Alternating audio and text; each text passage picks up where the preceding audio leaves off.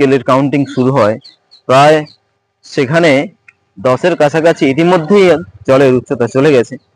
তো আমি অবশ্যই স্কেলটা দেখাবো, তার আগে জলের চাপ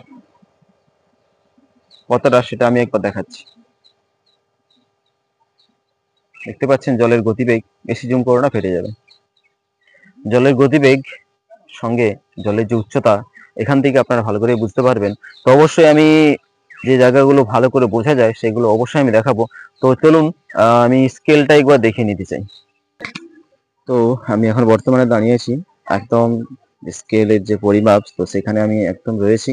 তো একবার দেখাবো স্কেলের বর্তমান পরিমাপ কোন জায়গায় রয়েছে। এটি জুম করো।